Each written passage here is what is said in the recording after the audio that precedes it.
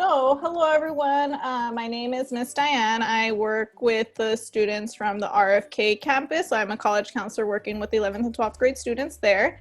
And we also have Tony. Tony, would you like to introduce yourself? Hi, everyone. I'm Mr. Tony. I'm the college counselor for Hamilton High School. So we're going to go ahead and get started. We are thanking you all for participating today. And we want to walk you through pretty much the whole process of committing to a college and applying for housing. So I'm sure a lot of you have questions about that. We hope that we can answer all your questions throughout the presentation. But again, please feel free to write your questions in the chat box and we can go to those questions at the end. So some of the topics that we'll be discussing today is what is a statement of intent to register. So that is an SIR. A lot of you may be receiving this in your emails from different colleges saying that you need to commit to a school and you need to submit your statement of intent to register. So an SIR is technically what committing to a school is. We're also going to cover how you submit your SIR, the next steps and your checklist like student orientation, covering housing deposits and submitting final test scores and transcripts. And we'll also touch base on budgeting. All right, so the first thing we want to cover today is the Statement of Intent to Register, also known as the SIR. Here's a few points that we like to share with you all. That you may only accept admission to one campus only. So you may not transfer your acceptance from one campus to another after you declared your intent to register. So you have to make certain that you know what school you're going to be attending or which school you have chosen to attend before you SIR, because it locks you into place and we don't want to do any changes after that. Third point is, for most campuses, the SIR submission process is online, located in your student portal. As we know, most things are online right now. So if you log into your student portal, or if you have logged in recently, you'll see for those schools that you've been accepted to, there is probably an SIR button located around in the portal page. Next is, some campuses may charge an enrollment fee when you're submitting an SIR. So be aware of that there might be an enrollment fee. Every school is a little bit different. So you just have to make sure that you are keeping track of that. Next point is, some campuses will waive those SIR fees. So if it's not stated there on the student portal, you may also reach out to your school and see if that's a possibility, especially right now if the times are a little bit tough. And last thing, if you were waitlisted to a college, you can also choose to accept that waitlist and change your SIR if you're taken off the wait list from that school. And then you could then change your SIR at a later date to match the school that you will be attending. And the last most important thing is the SIR. Our deadline is May 1st. A lot of schools are changing and having a little bit later, but for the most part, there's still a lot of schools that are doing May 1st. So we'd like to stay to that deadline just because it makes it a lot easier, cohesive across the board. And also because there's plenty of time to go over all your financial aid choices to make the right decision before then. How do you submit an SIR? Well, first, we want to make sure that you're setting up a meeting with your fulfillment fund counselor to go over all of your financial aid award letters. Specifically, those are the top choices that you have. Once you set up a meeting with us, we can go over how the financial aid process is working, or how the financial aid is going to work for that school, and narrow down your choices from there. Second, once you have found your best college option, the one that's most affordable for you and your family, you will go log into your school and your student portal at the college of your choice, and you'll look for the SIR option. That's the third part. Locate that SIR button, and it's usually on the login page, probably highlighted already, and you'll click and you follow directions for your school. Fourth, if there's any enrollment fees, you can either pay them or request for them to be waived or deferred until the start of the school year. And finally, celebrate, because you made your college choice. That's awesome and amazing. And yeah, you move on to your next steps from there. So here's an example of an SIR. This is the CSUN. As you see, it's pretty much, there's an important highlight. There's a lot of little warning signs everywhere. It makes it a lot easier for you to find it. Just make sure you read all of the writing involved and you follow all the due dates, and you can accept and decline based upon your decision. So after you submit it, what do you do? Well, we're going to go over these next steps checklists, which include checking your student portals consistently, signing up for student orientation, housing application, meal plans, and how to submit any final transcript and test scores. Because as you see the calendar on the slide, there's still plenty of things to do before you start the school year, closer to August and September. Okay, everyone. So by this time, you should have already submitted your intent to register when we get to the student orientation. So once you submit your intent to register, you'll get a notification stating that you need to attend or participate in a new student orientation. So these student orientations are for new incoming freshmen. Before everything that happened with COVID-19 and the stay-at-home order, these orientations were done like at the schools. So keep in mind that some of the schools or some of the Cal States will be postponing or switching over to virtual student orientations. And same thing with UCs and private schools. So please constantly check your emails, because the orientation dates and invitations can be changed or they will be postponed. Keep in mind that it is mandatory to attend these student orientations. So you need to make sure that you're constantly checking your email, you're constantly on your student portal, and you need to make sure that whatever they're asking of you in regards to the student orientation, so to register for it, to pretty much just be available for the date that they're offering it, please make sure that you are checking your student portals and that you are aware of the dates for the student orientation. So these student orientations do consist of different things. So it's a time for you to learn about class selection, your academic scheduling. Usually they have different workshops based on your major. It's a time for you to familiarize yourselves with the campus, the environment, interact with and meet new people. So this might be a little hard if it's done virtually, but you can still reach out to students. Like if you know that the college has like an Instagram group, you can reach out to students that may be going to that school as well. Keep in mind that it also does cover, or it is a time for you to gain knowledge of the university process, the policies and procedures, and it's a time for you to obtain university information or like relevant materials. So different resources that are offered at the university. And also a time to receive a student handbook and a student guide information to see like what the school offers, the different advisors that may be there, the different departments that you all may be placed into due to your major. So just kind of keep that in mind. These orientations are extremely important. A lot of times, if you do not attend a student orientation, they will not let you register for classes. So it is extremely important for you to attend, whether that's virtually or in person. But again, keep in mind that right now they may be switching everything over to like a virtual format. And also keep in mind that they do at times charge student orientation fees. So I'm not really sure right now how much they would charge if it's done virtually, but keep in mind that the fees usually vary from about like $80, $100, and it depends per school. So some schools may charge a fee to participate, which it is a mandatory student orientation, so you do have to participate, but others might waive the orientation fee. So when it comes to the housing application and deposits, again, after you submit your intent to register, after you do the orientation, or sometimes at the same time, they will send you an email stating that you have to apply for housing. So this is if you decide that you want to live on campus. So keep in mind that there are different housing options. It's important for you to research the preferences. So if you would like to live in a single, a double, a triple, possibly a suite, whatever it is that the school or the college campus offers.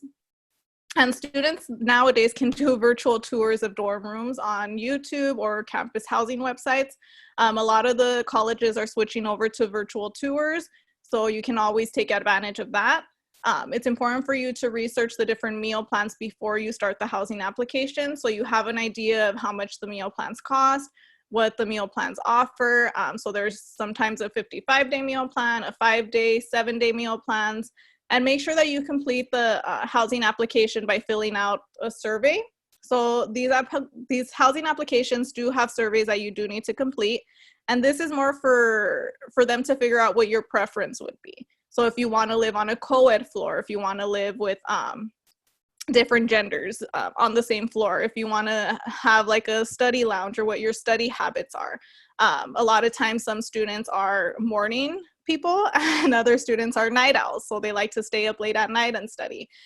Your cleanliness, if you're organized, you want to make sure that you put that on your survey. If you're an introvert or extrovert, they want to know if you like to socialize or if you prefer to, you know, be a little more keep to yourself and just be able to focus and study in your room. So kind of keep that in mind. It is important to take the survey seriously, just because they will place you based off of what you answered in the survey. So they usually tend to place you with students that answer similarly to you. That way you have some things in common when you are housed with a different person. So some campuses do require a $250 housing deposit. Keep in mind that that can change. It does vary per college. Usually it's around $200 or so. And you can always, if you have a hard time with paying that amount, you can always, again, set up a payment plan or reach out to the school and see if they are able to waive the fee or maybe push the fee back a little later to when you actually start school. So these deposit fees are once you complete the application. That's when they're usually due. And again, if you cannot afford the deposit amount, speak to the student housing department. They're usually pretty flexible with setting up payment plans for those housing deposit fees, because they can get a little expensive. Okay, so we wanted to give you all an example of the dorm rooms and kind of what they look like. So this is sample dorm rooms. On your left-hand side, you're gonna see a double dorm. So what it looks like to live in a double room. So with one additional roommate. You can see it's a little cozy. There is 2 desks, so this is furniture that comes in the dorm already. You're more than welcome to decorate your dorm, so you can put up posters. If you'd like to rent a refrigerator or a microwave on campus, they usually do give you that option as well. So keep that in mind, that you can always either rent or buy a refrigerator, and you can pretty much make the dorm room your own. So you can decorate. The only thing you can't have in the dorm room is pets. You can't have like a hot plate if you're trying to cook in your dorm. You can't really have that stuff, but you can have a refrigerator and just pack your dorm room up with snacks as well. And then on the right-hand side, we have a triple dorm room. So this gets a little smaller, gets a little snug, but again, you do still have your space. So if you can see, or in the picture, there's one side that has 2 bunk beds, and then there's another side that has a bed at the top, and there's a closet and a desk under it. So when I was in college, I did live in a triple dorm room. This was pretty much how my room was set up.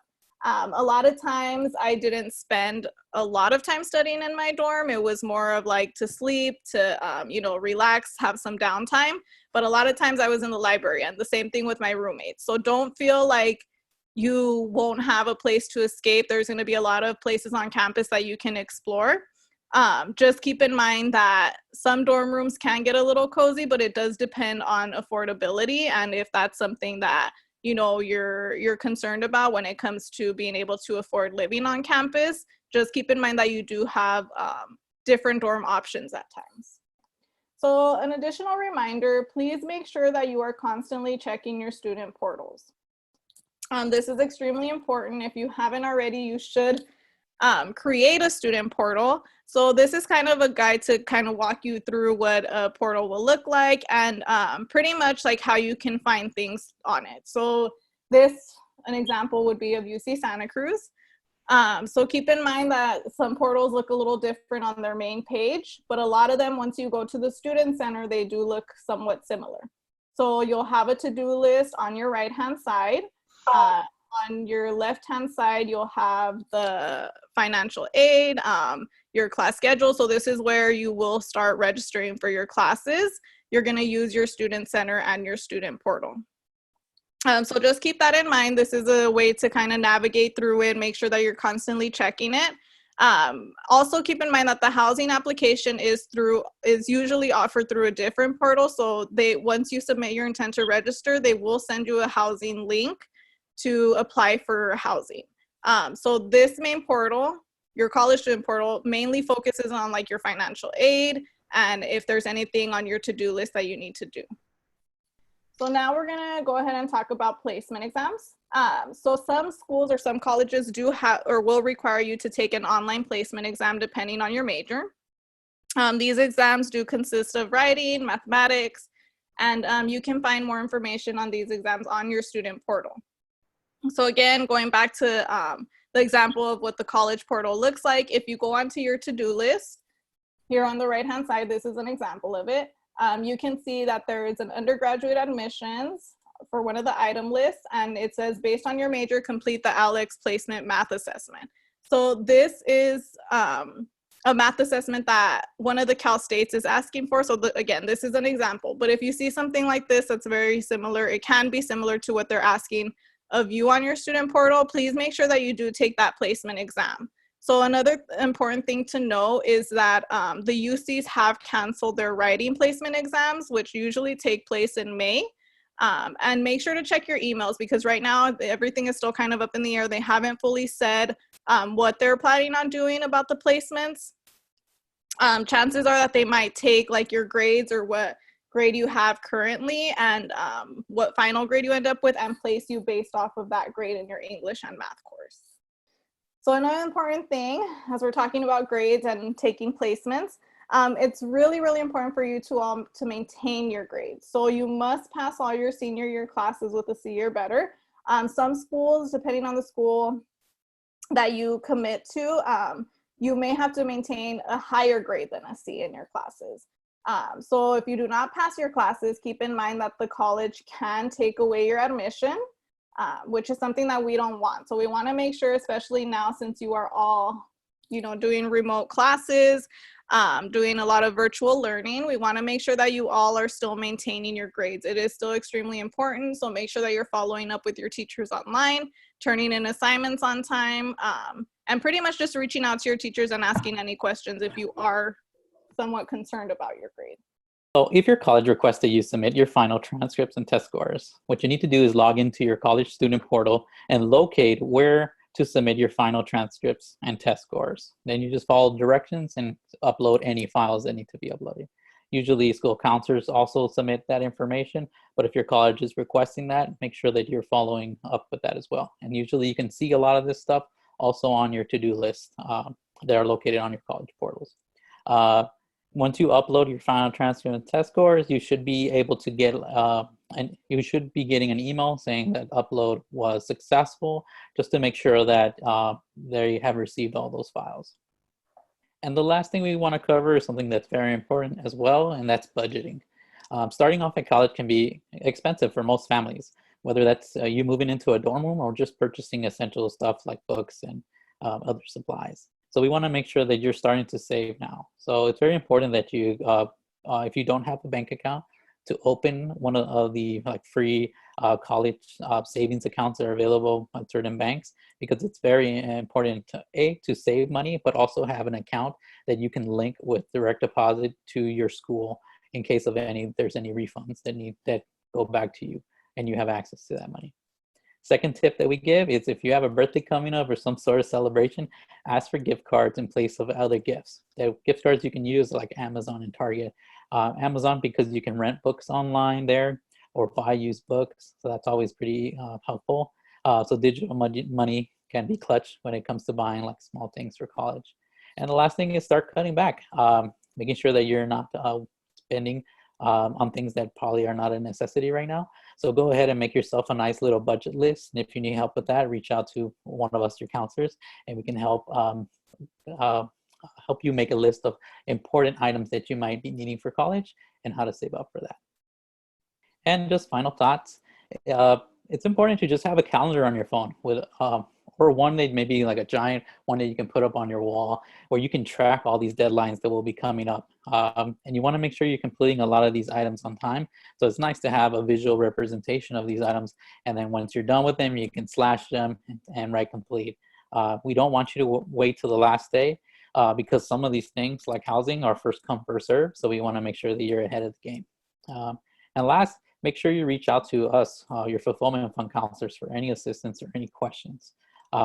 We have Diane and myself's email located on the slides, but we regularly email everyone, and we have contact with you guys and make sure that you're setting up your college counseling appointments so that we can answer any final questions as you go through this process.